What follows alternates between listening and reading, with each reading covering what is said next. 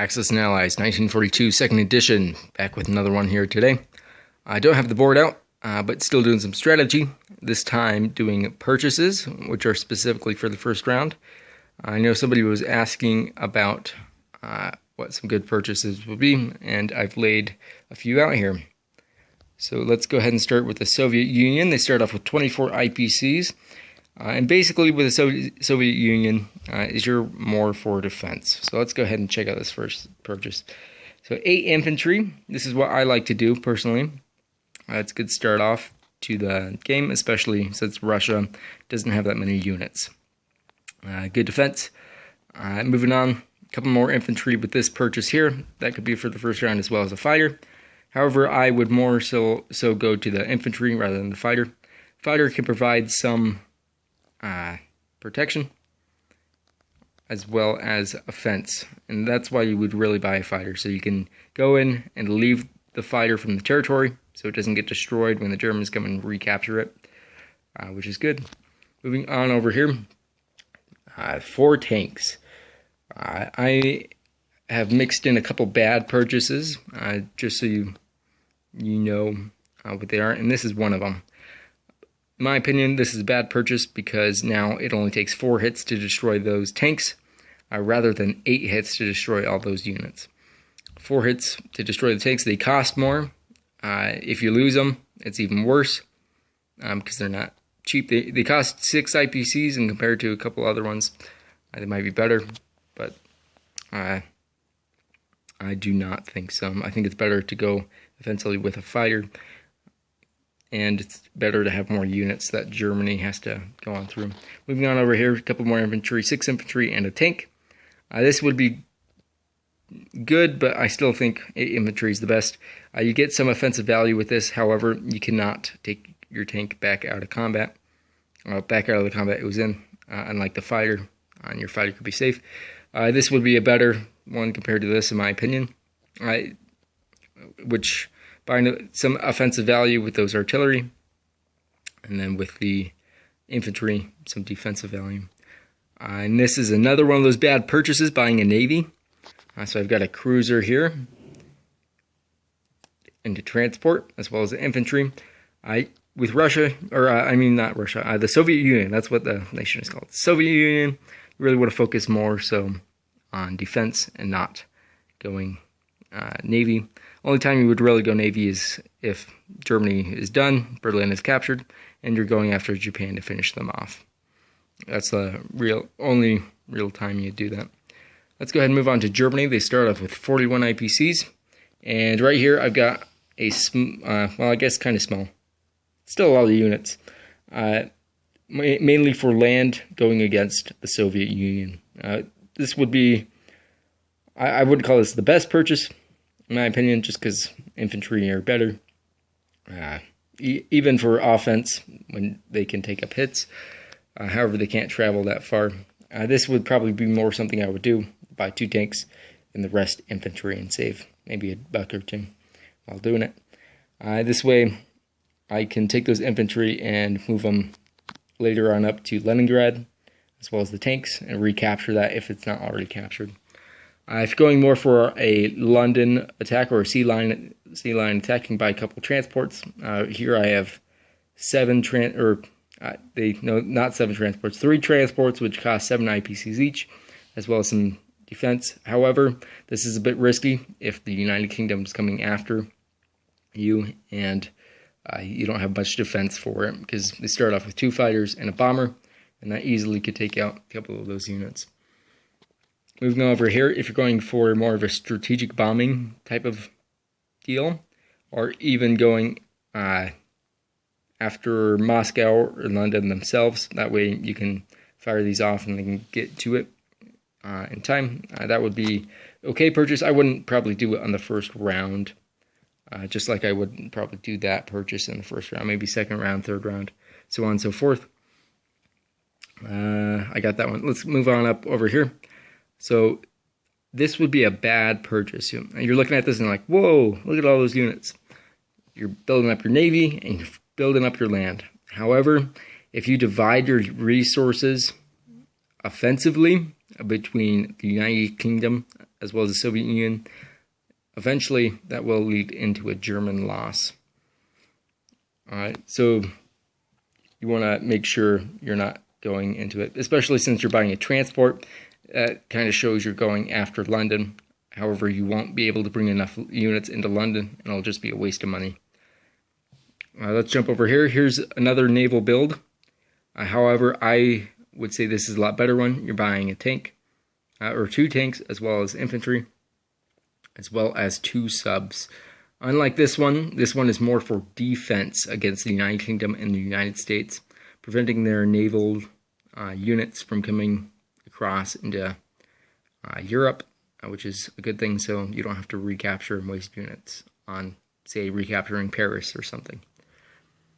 I guess that's about it for Germany. Let's go ahead and jump on over to the UK. So the United Kingdom starts off with 31 IPCs. Probably if you think Japan's going to come after India, you want to build up in India, which 9 times out of 10 they're going to come for India. As well, if you think Germany is also going for London, you also want to try to build up. And that fighter could be used for defense as well as destroying naval fleets. Over here we have a more so a strategic bombing raid, and this would be probably against the factory in Berlin. Going after that, weakening them and making the Germans waste IPCs early on could be a good thing, as well as some infantry, which would most likely go in India for protection. Moving up here, we have a naval build. I do not recommend this if you do not have a navy to build it up on. So if the Germans have destroyed all of your navy, then I would not recommend this, because otherwise the Germans can just keep on destroying it as long as it's small. If you still have navy left up by the Atlantic Ocean, feel free. That would be a good build. Build up your navy if you still have navy left. That way you can save some IPCs and you get more defense. For India, I wouldn't quite go this far. You couldn't even place all these units here because India has a maximum of 3.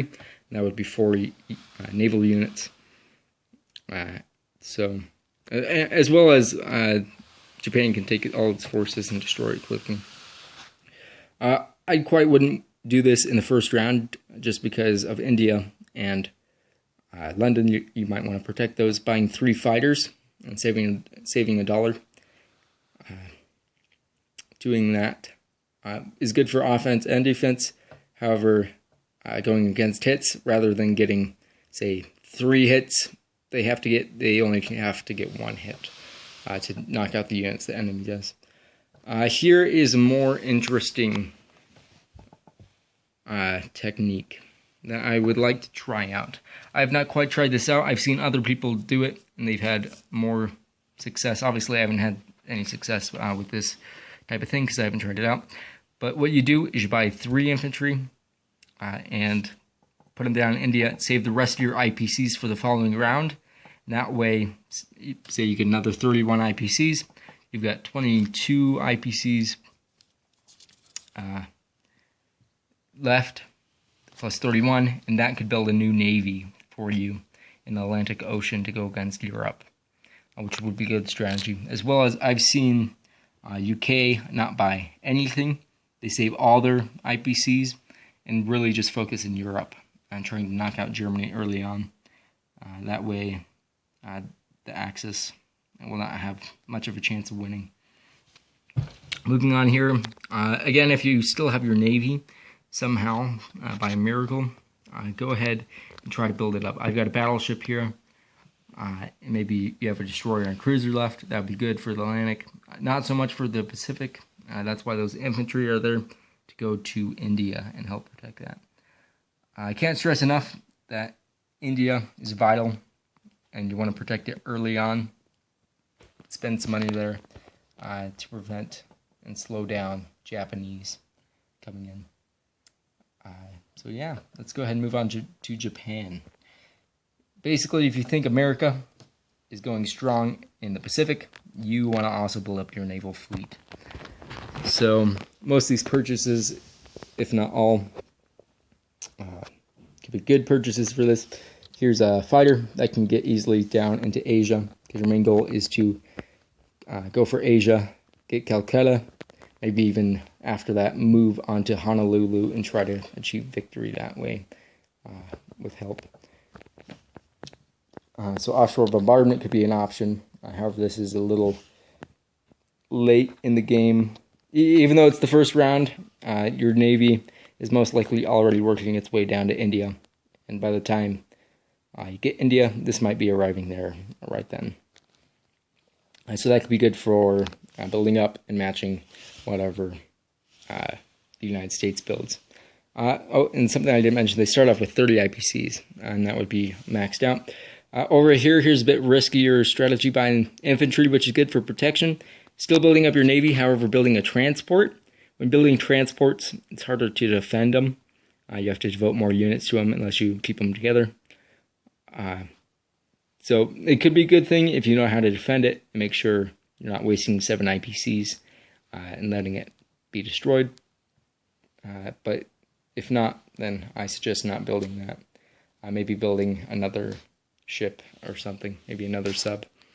Over here, 2 transports. I probably don't recommend this unless you're going for America. And the only way to go for America is really to have Japan or Germany also going for America at the same time.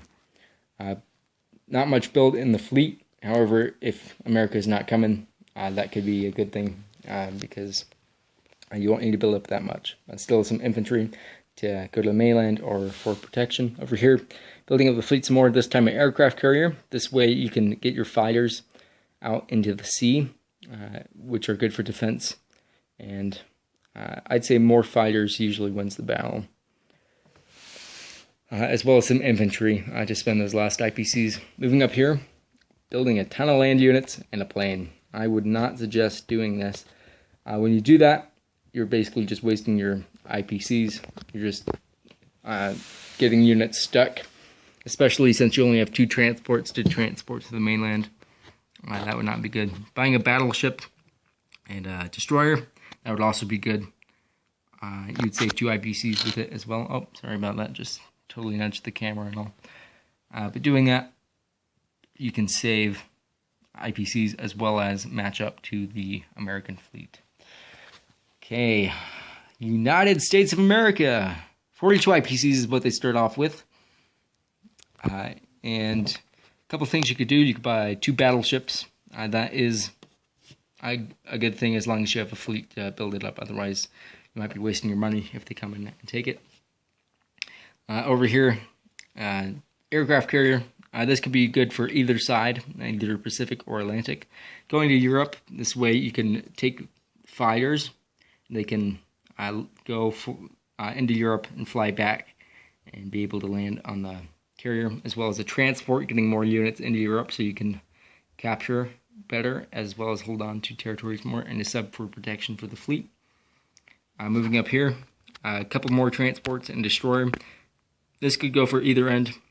This way, you could have a really strong Europe campaign, as well as a Pacific campaign, depending on the skill sets of the players, as well as buying some more units to fill up onto the transport.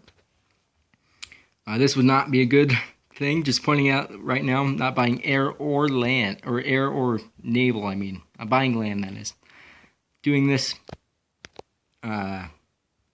you're just basically getting your units stuck, and it'll be hard to take them off. Building up land units is good to put on transports, but not all at once. Here's a good naval build as well, many ships, as well as 2 transports, a couple more infantry to fill it up.